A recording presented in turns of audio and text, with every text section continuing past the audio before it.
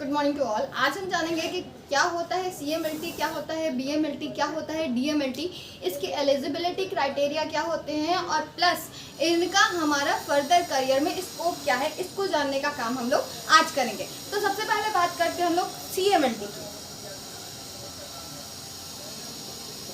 CMLT जो होता है certificate in medical lab technology.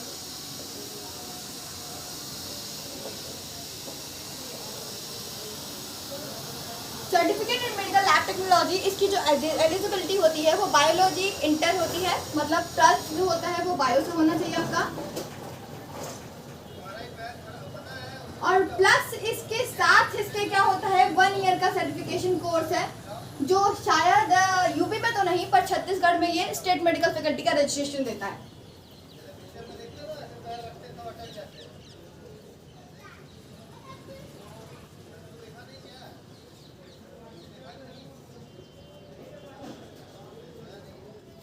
फिर दूसरी चीज आती है हमारे पास DMLT।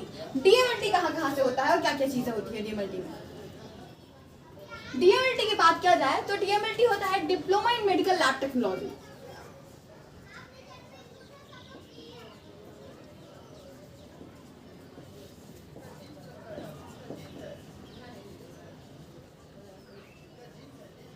Diploma in medical lab technology ये 2 ईयर का कोर्स है, 2 साल का होता है। अगर हम लोग इसे गवर्नमेंट कॉलेज से करते हैं तो इसमें स्टेट मेडिकल फैकल्टी का रजिस्ट्रेशन मिलता है जो फर्दर आपके स्टेट में एज अ लैब टेक्नीशियन काम करने के काम आता है। तो ये 2 तरीके का होता है। कुछ प्राइवेट यूनिवर्सिटीज जो होती हैं वो आपको DMLT कराती हैं बट वो स्टेट मेडिकल फैकल्टी का रजिस्ट्रेशन नहीं देती। तो ये वाली बात आपको एडमिशन के टाइम याद रखनी है कि अगर आप DMLT करते हो तो DMLT के साथ आपको स्टेट मेडिकल फैकल्टी का रजिस्ट्रेशन मिलना चाहिए। तो इसकी एलिजिबिलिटी होती है कहीं कहीं पे 12th बायो या मैथ वाले लोग भी इसको कर सकते हैं। ठीक है, तो ये अलग अलग कॉलेजेस की अलग अलग गाइडलाइंस होती हैं। तो यहाँ से मैथ वाले चाहे तो मैथ वाले, बायो वाले चाहे तो बायो वाले, कोई भी DMLT करके एज अ लैब टेक्नीशियन काम कर सकता है। तो इसका ड्यूरेशन जो होता है वो 2 ईयर का होता है। इसमें भी हमको स्टेट मेडिकल फैकल्टी का रजिस्ट्रेशन मिलता है।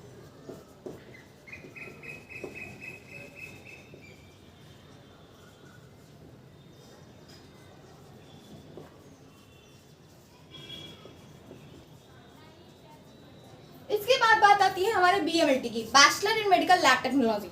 Bachelor in medical lab technology या BSc-MLT हम लोग इसको कहते हैं। ये जो कोर्स होता है ये ग्रेजुएशन कोर्स होता है। इसके बाद आप इससे फर्दर MSc भी कर सकते हैं। MSc करने के बाद आप अगर उसके बाद PhD कर लेते हैं, आप उस पर्टिकुलर डिपार्टमेंट के अथॉरिटी सिग्नेचरी हो सकते हैं। आप बायोकेमिस्ट्री से MSc करते हो तो आप बायोकेमिस्ट्री में आप बायोकेमिस्ट एज साइन कर सकते हो। आप माइक्रो में करते हो तो माइक्रो में आजकल तो बहुत सारे स्कोप्स खुले हुए हैं, तो वहाँ पे आप जाके एज अ माइक्रोबायोलॉजिस्ट आप अपनी ड्यूटी कर सकते हो, या as a senior lab technician या लैब इंचार्ज पे इस पे आपकी पोस्ट आती है, तो वो सारी चीज आप कर सकते हो। तो तीसरी चीज आती है आपकी BMLT, जिसको हम लोग कहते हैं bachelor in medical lab technology.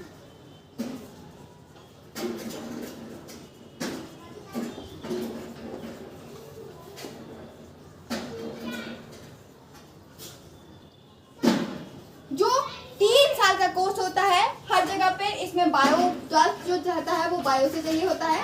इसके बाद आप इसको 3 ईयर का कोर्स होता है। इसको आप यहाँ पे आपको कई कॉलेजेस से स्टेट मेडिकल फैकल्टी का रजिस्ट्रेशन भी मिलता है,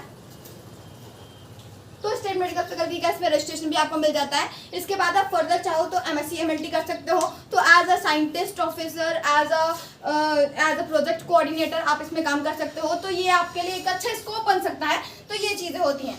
एक हमारा नया NSTC में कोर्स खुला हुआ है जिसको हम लोग कहते हैं फ्लेबोटोमी टेक्नीशियन कोर्स।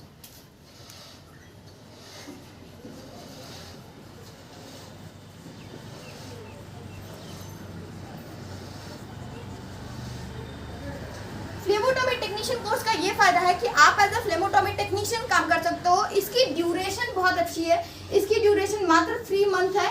3 मंथ के अंदर आप अपनी ट्रेनिंग करोगे, आप अपनी स्टडी कंप्लीट करोगे और उसके बाद आप एज अ जॉब रोल आप फ्लेबोटोमी टेक्नीशियन काम कर सकते हो।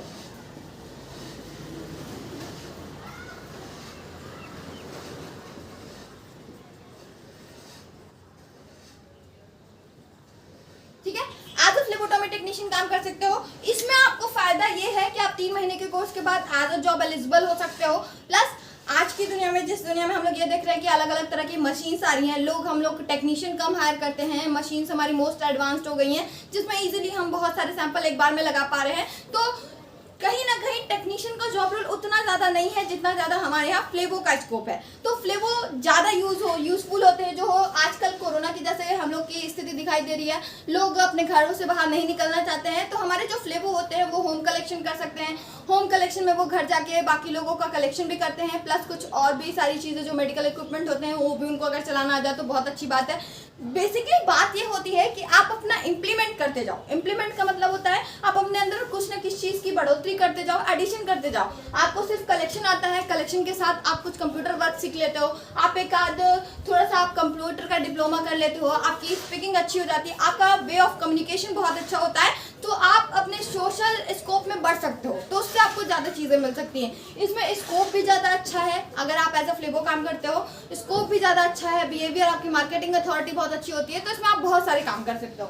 फिर अगर हम लोग बात करते हैं, ये हम लोग की बात हो गई एमएलटी की, बीएमएलटी की, डीएमएलटी की और फ्लेवोटॉमी टेक्नीशियन की।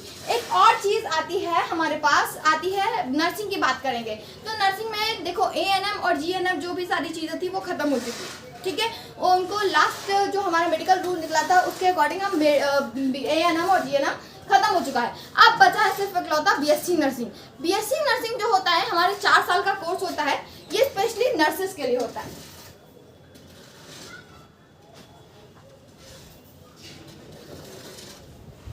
बीएससी नर्सिंग का जो ड्यूरेशन होता है वो 4 ईयर होता है।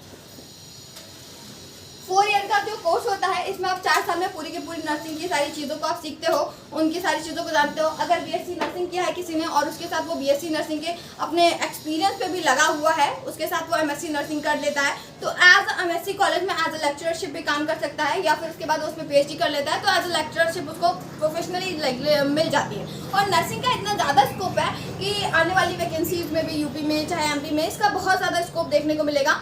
एएनएम जीएनएम का तो उतना स्कोप नहीं देखने को मिलेगा, लेकिन बीएससी नर्सिंग का इसका बहुत ज़्यादा स्कोप है आगे के वर्ड में, ठीक है। इसके बाद कुछ ऐसे कोर्स होते हैं जो भी लोगों को नहीं पता होते हैं, जैसे हमारे पास डी फार्मा होता है, डिप्लोमा इन फार्मेसी। कुछ कॉलेजेस ऐसे हैं जो डिप्लोमा में भी स्टेट मेडिकल फैकल्टी का, या ये कह सकते हो डिप्लोमा में भी आपको ये फार्मेसी का लाइसेंस देते हैं। अगर आपको फार्मेसी का लाइसेंस डी फार्मा के साथ मिल जाता है तो मोस्ट बेनिफिशियल है आपके लिए, क्योंकि आजकल जो ड्रग रूल नए आए थे उसके अकॉर्डिंग हम ये कह सकते हैं एक लाइसेंस पे आप सिर्फ एक दुकान खोल सकते हो फार्मेसी की, मतलब मेडिकल स्टोर की। तो अगर आपको डी फार्मा में अगर मिलता है तो उसकी भी आप काम कर सकते हो, डिप्लोमा इन फार्मेसी।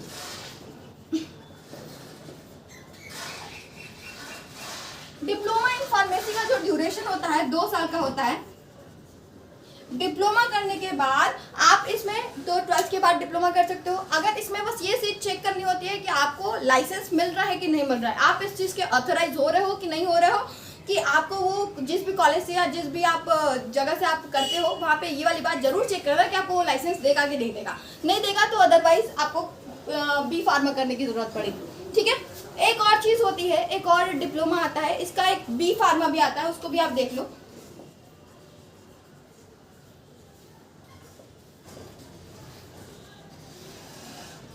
अगर आप बैचलर इन फार्मेसी करते हो तो बैचलर इन फार्मेसी करीब 4.5 या फिर 4 ईयर का कोर्स होता है। ये 4 ईयर का कोर्स आपको एक लाइसेंस देता है जिससे आप ये ऑथराइज हो जाते हो कि आप एक मेडिकल स्टोर खोल सकते हो। मेडिकल स्टोर खोलने के साथ अगर आप एमएससी कर लेते हो तो as a lectureship, as a pharma में आप अगर लेक्चरशिप ज्वाइन कर लेते हो तो मोस्ट बेनिफिशियल है आपके लिए। अगर आप लेक्चरशिप नहीं ज्वाइन करते हो, फर्दर आप किसी किसी मेडिसिन की कंपनी में एज अ ऑफिसर काम कर सकते हो, एज अ ड्रग इंस्ट्रक्टर काम कर सकते हो। तो ये सारी आपकी फैकल्टी, ये सारी आपकी चीज़ें वहाँ से खुल जाती हैं।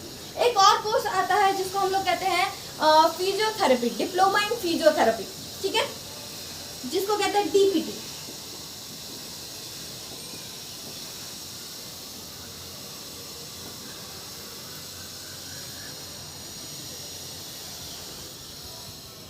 डिप्लोमा इन फिजियोथेरेपी की बात किया जाए तो एज अ फिजिशियन ये लोग काम करते हैं। ये हमारे जितने भी योगा के इंस्ट्रक्टर होते हैं, कुछ पर्सनल जिम ट्रेनर्स होते हैं, वो सारे जो होते हैं वो डीपीटी का कोर्स करते हैं। ये लोग जो होते हैं स्पेशल फिजियोथेरेपिस्ट होते हैं। कहीं का अगर किसी के बॉडी में कोई स्ट्रेच हो गई है या किसी के बॉडी में चोट लगी हुई है या पर्सनल किसी को ट्रेनर चाहिए अपने लिए, ये उनका काम करने का काम करते हैं। भविष्य में इनका बहुत अच्छा स्कोप है, लोग अपनी बॉडी पे ज़्यादा वर्क कर रहे हैं तो लोग पर्सनल ट्रेनर खोजते हैं, तो इसका भी हमारे यहाँ पे बहुत ज़्यादा स्कोप इधर भी देखा गया है। इसके अलावा अगर कोई बैचलर इन फिजियोथेरेपी कर लेता है तो वो एज अ फिजियोथेरेपिस्ट डॉक्टर की तरह से वैल्यू दी जाती है उसको, क्योंकि वो अपनी क्लिनिक भी खोल सकता है, वो अथराइज है अपने पर्टिकुलर काम के सिग्नेचरी के लिए। लोगों का जैसे नस चढ़ जाती है, लोगों को साइटिका की प्रॉब्लम होती है, तो उसके लिए वो लोग इन तरह के लोगों से या इन तरह के डॉक्टर से कंसल्ट करना काम करता है, ठीक है। तो वो बीपीटी भी कर सकता है।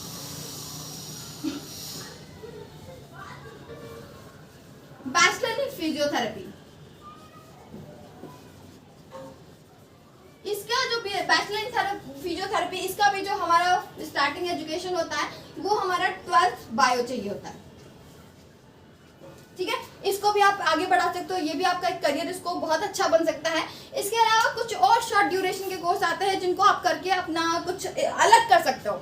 जैसे आजकल ये कोर्सेज के बारे में बहुत कम लोगों को पता होता है कि अगर आप लाइब्रेरियन का डिप्लोमा कर लेते हो तो एज अ लाइब्रेरियन आप किसी भी यूनिवर्सिटी में एज अ लाइब्रेरियन वर्क कर सकते हो, उसकी भी जॉब रोल बहुत अच्छी आती है। बहुत कम ऐसी यूनिवर्सिटी हैं जो डिप्लोमा कराने का काम करती हैं लाइब्रेरियन में, तो उसका भी आपको, उस पर भी आप वर्क कर सकते हो। तो शॉर्ट ड्यूरेशन का कोर्स है, तो आप उन सारी चीज़ों के पीछे कह सकते हो कि आप उन सारी चीज़ों के पीछे मत भागो, शॉर्ट ड्यूरेशन के कोर्स करो। शॉर्ट ड्यूरेशन के कोर्स से आपको अपने करियर स्कोप में भी बहुत सारी अच्छी चीज़ें मिल सकती हैं, प्लस आप अपने इनकम का सोर्स वहाँ से बना सकते हो। आज के दौर में इनकम का सोर्स बनाना सबसे ज़्यादा ज़रूरी चीज़ है, तो इनकम का सोर्स आप इन सारी चीज़ों से बना सकते हो। आई होप आपको समझ में आया होगा, अच्छा लगा होगा, तो आपको इससे अपने करियर के थ्रू आपको सारे अच्छे पॉइंट मिले होंगे। तो आगे देखने के लिए बने रहिए, इससे ज़्यादा रोचक पॉइंट मिलेंगे आपको। Okay, bye.